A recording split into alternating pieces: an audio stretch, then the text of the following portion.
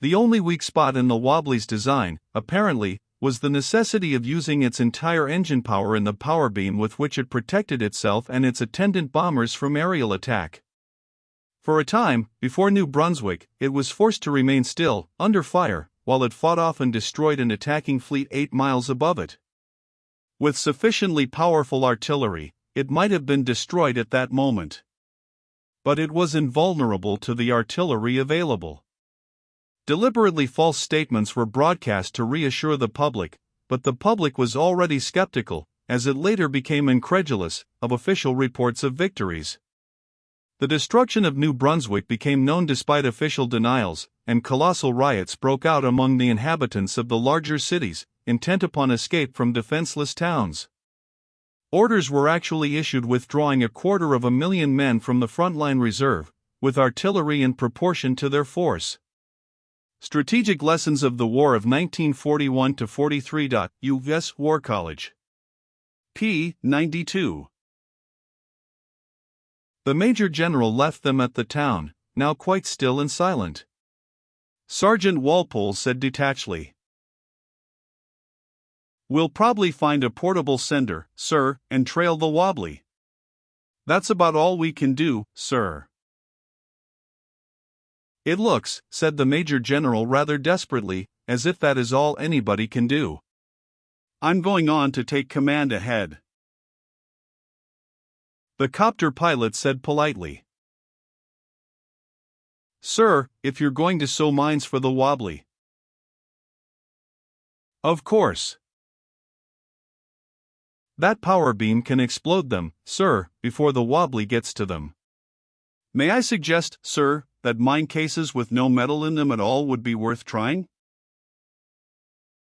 "Thank you," said the Major General grimly. "I'll have concrete ones made." Sergeant Walpole grunted suddenly. "Look here, sir. The Wobbly stops when it uses the dinkus on top. This guy here says it uses a lot of power, 4,000 or 5,000 horsepower. More likely 10 or 20, said the copter pilot. "Maybe," said Sergeant Walpole profoundly, "it takes all the power they got to work that dinkus. They were workin' it just now when the artillery was slammin' 'em. So next time you want to tackle it, stick a flock o' bombs around and attack the bombers too. If they're kept busy down below, maybe the planes can get the bombers, or otherwise they'll get a chance to use a big gun on the Wobbly." The Major General nodded. "We four," he observed, "are the only living men who've actually seen the Wobbly and gotten away. I shall use both your suggestions. And I shall not send those orders by radio, not even tight beam radio. I'll carry them myself. Good luck." A non-commissioned officer of the Eastern Coast Observation Force and a yet uncommissioned flying cadet waved a cheerful goodbye to the Major General in charge of home defense in 3 states. Then they went on into the town. "Monocycles first," said Sergeant Walpole. "And a sender." The copter man nodded. The street lights of the town dimmed and brightened.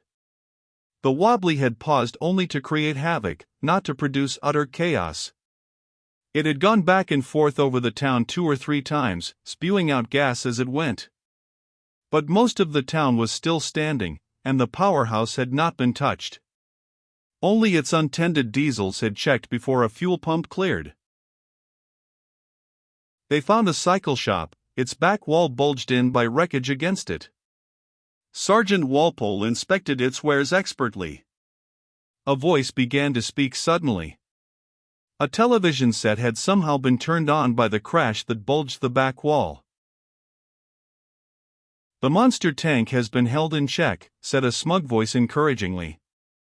Encountered by home defense troops and artillery, it proved unable to face shell fire. "Liars," said the copter man calmly. He picked up the nearest loose object and flung it into the bland face of the official news announcer. The television set went dead, but there were hissings and sputterings in its interior. He had flung a Bissell battery at it, one of a display group, and its high-tension terminals hissed and sparked among the stray wires in the cabinet. "That makes me mad," said the copter man grimly. "Lying for morale. The other side murders our civilians to break down morale, and our side lies about it to build morale back up again. To hell with morale." Sergeant Walpole reached in and pulled out the battery. Bissell batteries turn out 600 volts these days, and they make a fat spark when short-circuited. "For God's sake," said Sergeant Walpole. "If they can pick up sparks from a motor, can't they pick 'em up from this? What the hell why doin'? You want 'em droppin' eggs on us? Say." He stopped short, his eyes burning.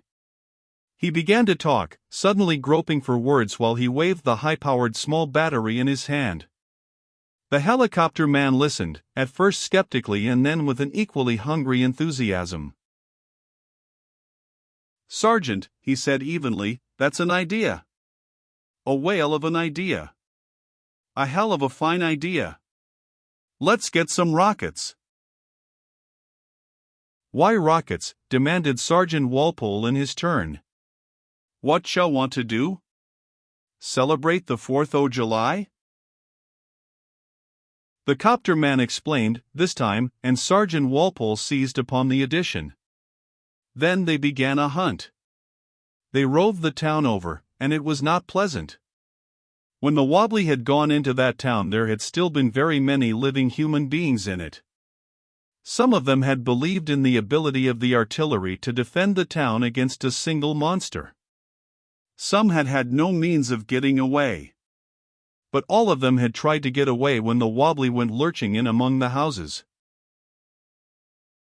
For them, the Wobbly had spewed out deadly gases. Also, it had simply forged ahead. And the two living men in their gas masks paid as little attention as possible to the bodies in the streets, most of them in flimsy night clothing, struck down in frenzied flight, but they could not help seeing too much. In the end, they went back to the artillery positions and found signal rockets there. 2 full cases of them, marvelously unexploded.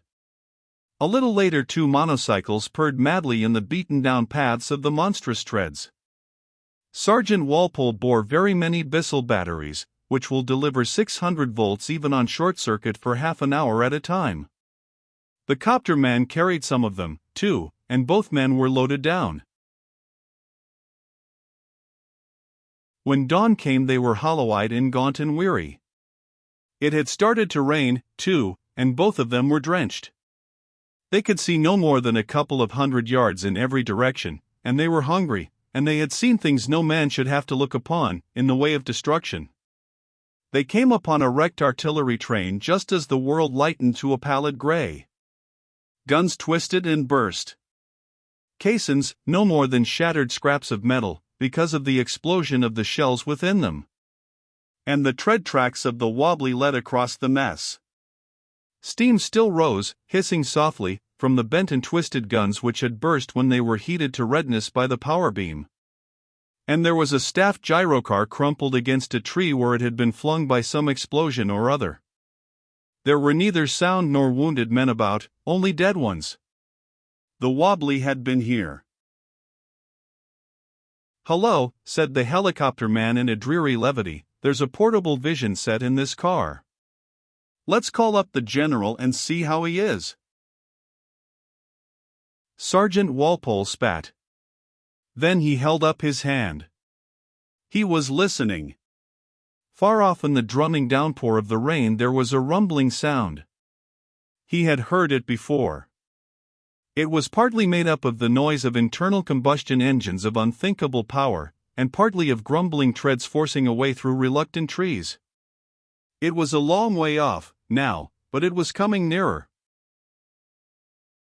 "The Wobbly," said Sergeant Walpole. "Comin' back." "Why? Hell's bells. Why's it comin' back?" "I don't know," said the copter man, "but let's get some rockets fixed up." The two of them worked almost lackadaisically. They were tired out. But they took the tiny Bissell batteries and twisted the attached wires about the rocket heads. They had 20 or 30 of them fixed by the time the noise of the wobbly was very near. There was the noise of felled trees, pushed down by the wobbly in its progress. Great, crackling crashes, and then crunching sounds, and above them the thunderous smooth purring rumble of the monster. The copter man climbed into the upside-down staff car. He turned the vision set on and fiddled absurdly with the controls. "I'm getting something," he announced suddenly. "The bomber up aloft is sending its stuff down a beam, a tight beam to the wobbly. Listen to it."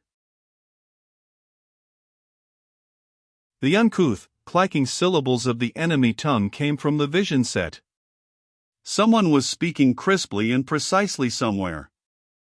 Blurred, indistinct flashes appeared on the vision set screen. "They ought to be worried," the copter man said wearily. "Even an infrared telescope can't pick up a damn thing through clouds like this.